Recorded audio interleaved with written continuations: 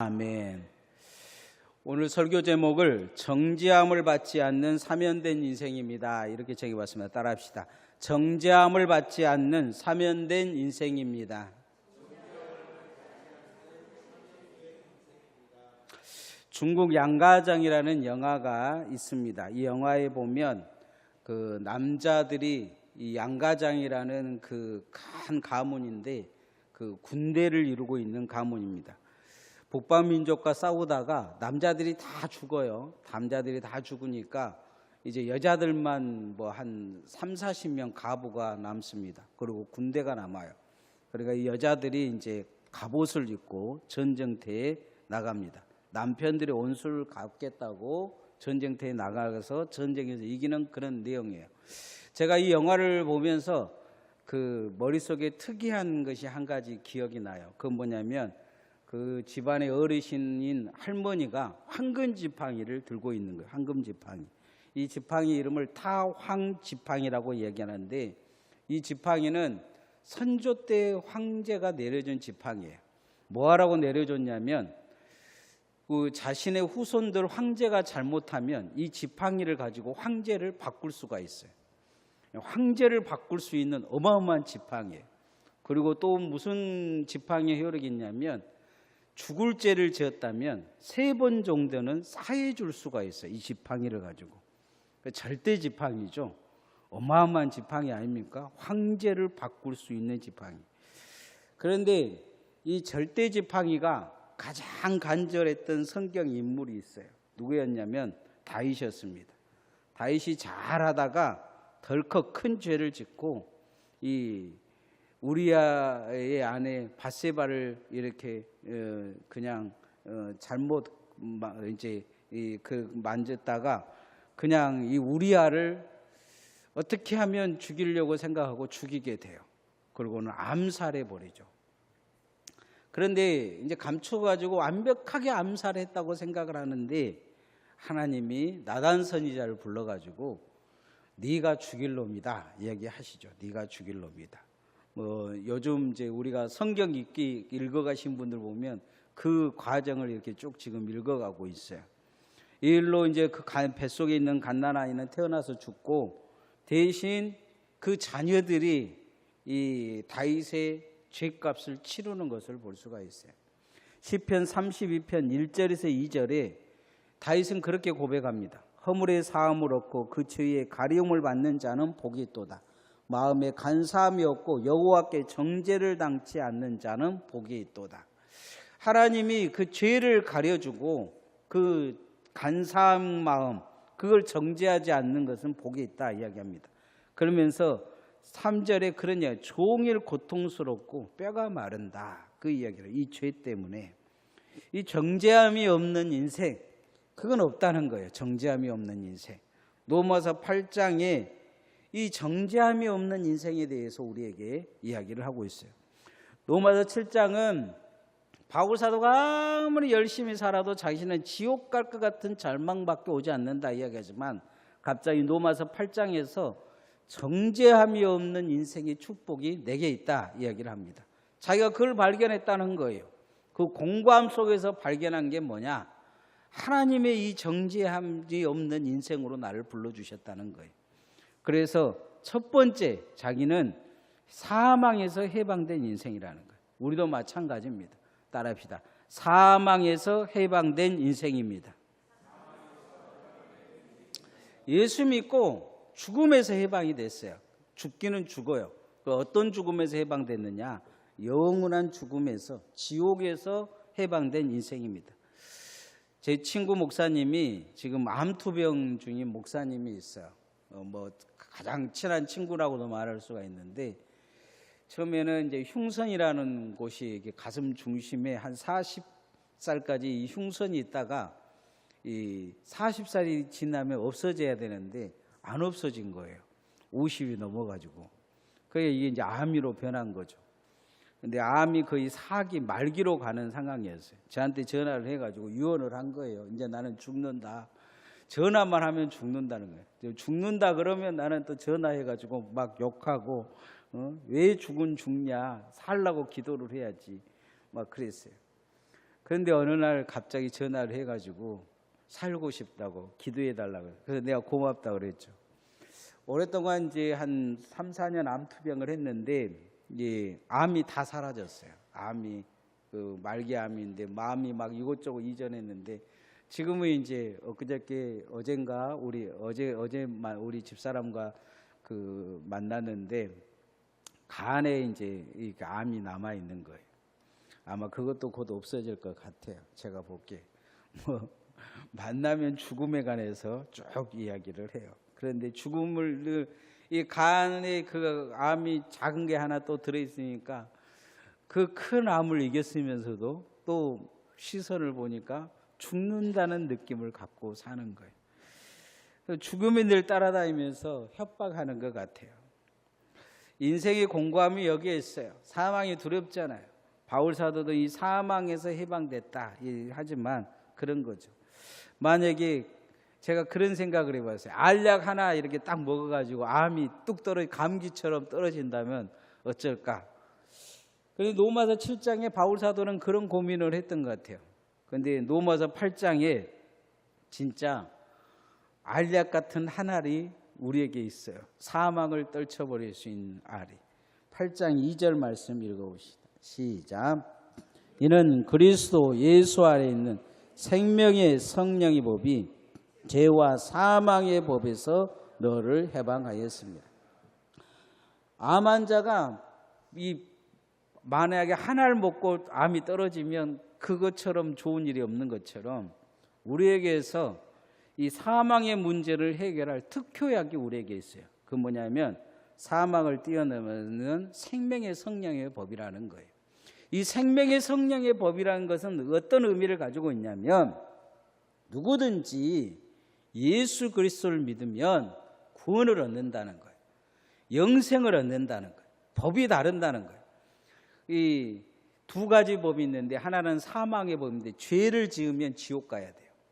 그런데 그 죄를 지은 자가 구원받을 수 있는 법이 있어요. 예수 믿으면 천국 가요. 이게 생명의 성령의 법이라고 해요. 우리나라 법으로는 사람을 많이 죽으면 분명 법원에서 사형을 내린 것이 분명해요. 그런데 살 수 있는 법이 있어요. 아무리 흉악한 사람도. 그건 뭐냐면 대통령이 사면해 주면 돼요. 1987년에 대한항공 8호편을 폭포한 김현이라는 북한 공작원이 있어요.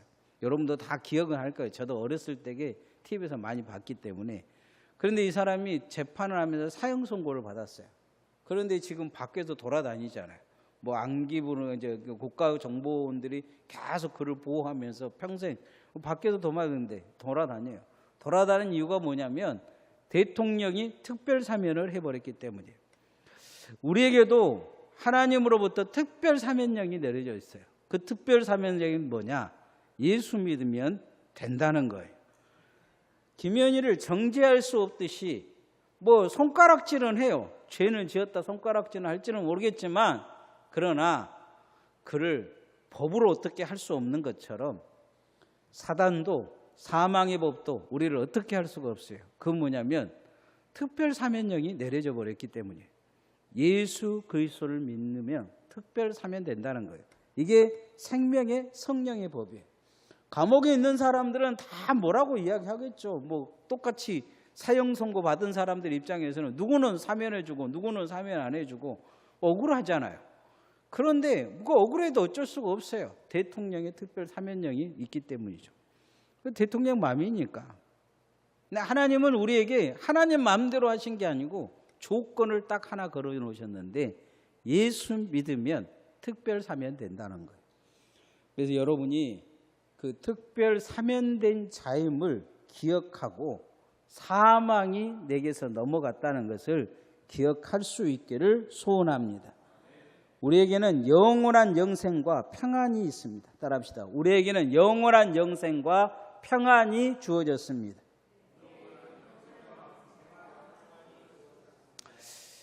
우리 이제 조동책 집사님이란 분이 계세요. 우리 교회 이제 나온 지 얼마 안 되신 분들은 잘 모르겠지만 교회 앞에 보면 이렇게 성화가 한 성화 있잖아요. 그거 그리신 분이에요. 예배당에 그리신 분인데 이분이 이제 원래는 암에 걸리셨어요.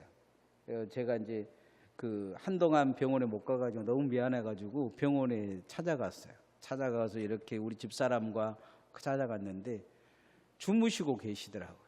그래서 너무 고온하게 주무셔서 기도하고 나오겠다 기도하고 이제 나오려고 하는데 눈을 뜨셨어요. 저를 보자마자 막 엉엉 우는 거예요. 너무 막 엉엉 울어가지고 아파서 온 줄 알았어요. 첫 번째는 아파서 울고, 두 번째는 잘 찾아가지 않아서 서운해서 울고 그런 줄 알았는데 다 그칠 때까지 기다렸어요. 그치고 나니까 그분이 뭐라고 얘기하시냐면 천국 갔다 왔다는 거예요. 천국이 너무 좋다는 거예요. 예수님 만나고 왔다는 거예요. 그리고는 정말 그러고 나서 이제 제가 기도해주고 나왔어요. 나오면서 엘리베이터에서 아들에게 전화를 했어요. 아들에게 이렇게 해서 아버지 봤다 얘기했더니 아들이 아버지가 지금 며칠간 못 깨어나셔가지고 그랬는데 깨어나셨냐고. 저는 못 깨어난지를 몰랐잖아요. 아들하고 전화를 안 해봐서. 그러고는 이제 그 이야기하고 아들이 다시 왔는데 또 이렇게 수면 상태로 들어가 계시더라고요. 그래서 몇 시간 후에 전화가 왔어요. 아버지가 돌아가셨다. 그날 저는 그 조중택 집사님의 그 마지막 평안한 모습을 이렇게 잊어버릴 수가 없어요. 너무 평안하시더라고요. 천국을 고대하고 그곳에 빨리 가고 싶은 생각이 있는 거예요. 죽음을 완전히 탈출한 그 얼굴이더라고요. 마음에 평강과 은혜가 있는 거죠. 오늘 성경에도 그래요. 예수 믿고 영생 얻는 그 속에 무엇이 있느냐? 우리는 죽음에 대한 두려움보다 이 생명과 평안이 있다 이야기합니다. 로마서 8장 6절 말씀 한번 읽어보십시다. 시작. 육신의 생각은 사망이요 영의 생각은 생명과 평안이라. 육신의 생각은 죽을 일만 생각한다는 거예요. 육신의 일은 내가 어떻게 이런 생각인데, 그러나 영의 생각은 생명과 평안을 준다는 거예요. 우리도 신앙생활 하면서 자꾸 영적인 생각을 해야 돼요. 하나님 나라 봐야 돼요. 나라를 바라보고 살아야 돼요. 세상에 걱정하고 살면 죽을 일밖에 더 있을 거예요. 망할 일밖에 없어요. 그러나 영원한 하나님의 나라를 바라보고 살면 우리가 정말 하나님 앞에 평강이 있고 은혜가 있어요. 우리 안에 계신 성령은 우리가 천국의 사람으로 살게 만들려고 하겠어요. 육적 욕심에 잡혀서 육의 생각과 사망에서 우리는 벗어나지는 못하지만, 그러나 한 가지 탈출할 수 있는 방법이 있어요. 그것은 바로 하나님의 나라를 바라보는 거예요. 주님이 우리에게 천국을 사모하며 죽음을 넘어 그렇게 진정한 평강과 은혜를 주기를 원하고 계시는 거죠. 우리 성도들이 늘 그 평강과 은혜가 있기를 소원합니다. 늘 그렇게 해서 하나님 앞에 그런 마음을 가져야 돼요. 불안한 생각보다는 내가 하나님이 나와 함께 하신다. 하나님이 나를 붙들고 계신다. 하나님이 나를 구원하셨다. 나는 죽어도 영원한 하나님의 나라에 간다. 이런 마음을 가지고 살아야 돼. 세상의 것을 자꾸 보고 살면 결국은 죽을 일밖에 없어요. 늘 우리가 그런 게 잡히지 말고 주님의 나라를 바라봄을 통해 생명과 평안이 있는 성도들 되어지시기를 소원합니다. 여러분은 영생의 능력을 소유한 인생입니다. 따라합시다. 영생의 능력을 소유한 인생입니다. 그 데드풀이라는 영화가 있어요. 이 주인공이 화상을 입었어요. 근데 화상을 입었는데 이상한 능력을 얻은 거예요. 영화 속에서. 죽어도 다시 살아나는 거예요. 막 팔이 꺾이고 어쩌고 해도 불에 타고 그래도 다시 살아나요. 막 급소를 맞아서 막 총을 맞아도 이 사람이 좀 아프기만 하지 살아나는 거예요. 죽으려고 그래도 죽지를 못해요. 영생하는 존재가 되어버린 거예요. 동양의 최고의 군주였던 진시황이 그렇게 부러워했죠. 영생하는 자들을, 불로초를 가지고 영생을 얻고자 했으나 그것은 허구였어요. 이 데드풀이라는 영화도 허구죠. 그런데 이 허구 같은 이야기가 성경에 나와 있어요. 우리에게 영생이 있다는 거예요. 이것은 허구가 아니에요. 예수님을 믿으면 영생한다는 것을 가르쳐주고 계셔요. 예수님은 그 영생의 첫 번째 모습을 무엇을 보여주셨느냐? 십자가에서 자신이 죽으시고 사흘 만에 부활하셔서 40일 후에 승천하셨어요. 영생하는 것을 보여주신 거죠. 부활의 영생을 보여주신 거예요. 우리가 이것은 세상의 사람들이 말하는 영생과 달라요. 완전한 영생이에요. 죽지 않는 영생이에요. 죄와 사망이 없고 고통이 없는 영생이에요. 서로 막 죽이고 미워하고 증오하고 이런 영생이 아니에요. 마음이 새 마음이 되어지고 아름다운 마음을 갖고 성령의 열매를 맺는 영생을 살게 될 거예요. 로마서 8장 10절은 그거에 대해서 이야기하고 있어요. 한번 읽어보십시다. 시작. 또 그리스도께서 너희 안에 계시면 몸은 죄로 말미암아 죽은 것이나 영은 의로 말미암아 살아있는 것이니라. 우리의 몸은 결국 죽게 될 거라는 거예요. 이 땅에 살아있다고 해도 죽은 거나 다름이 없어요. 여러분이 보기에 옆 사람은 살아있는 육체를 가지고 있으나 결국은 죽을 거예요. 왜냐하면 죽음이 그 안에 있기 때문이죠. 그러나 이 몸 안에 있는 영은 우리가 예수 그리스도를 믿음을 통해서 살아있다는 거예요. 살아있다는 거예요. 이 믿음이 나중에 우리를 부활할 거예요. 영생 얻게 할 거예요. 그리고 영원한 하나님의 사람으로 살게 할 거예요. 그래서 여러분은 영생할 능력을 소유한 인생이에요. 하나님은 인간과 천사를 영생한 존재로 만드셨어요. 그런데 인간이 타락함을 통해서 영생을 잃어버립니다. 선악과를 먹음을 통해서 영생을 잃어버려요. 결국 영생을 잃어버리는데, 영생을 잃어버렸다는 것은 영원히 살지 못한다는 게 아니에요. 인간은 영원히 살도록 만들어져 있어요. 영생하지 못한다는 것은 영생하는 것이 죽음과 같은 삶을 산다는 거예요. 그래서 인간은 지옥 갈 수밖에 없는 상황이 된 거죠. 어디에서 영생하느냐? 지옥에서 영생하는 거예요.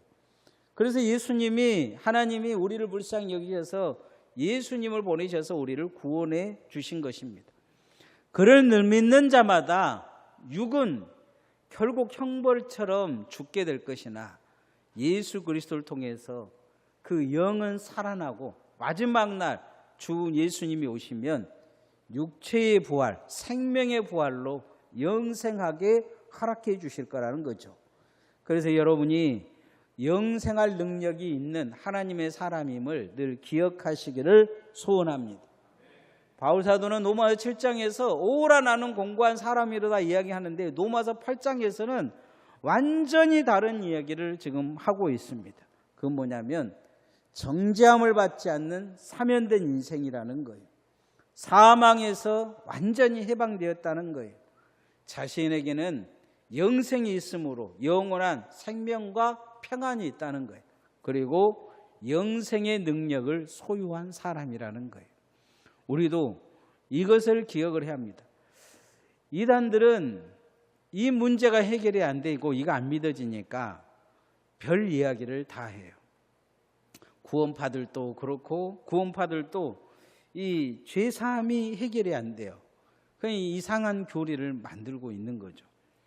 그리고 신천지나 이상한 이단들, 여호와 증인이나 안식일 교회들도 다 마찬가지예요. 가장 큰 문제가 뭐냐? 단순한 그게 믿어지지 않는 거예요. 특별한 사면령이 내려졌어요. 대통령이 사면해 줬다고 이야기하는데 안 믿는 사람들과 똑같아요. 예수님 믿으면 무조건 사면해 준다는 사면령이 내려져 있어요. 이것을 우리가 받아들이면 사망에서 해방되어지고 내 안에 생명과 평안이 주어지고 여러분에게 영생의 능력이 소유될 줄 믿습니다. 그래서 정죄함을 받지 않는 사면된 인생이 되어지기를 소원합니다. 이 시간 기도하십시다.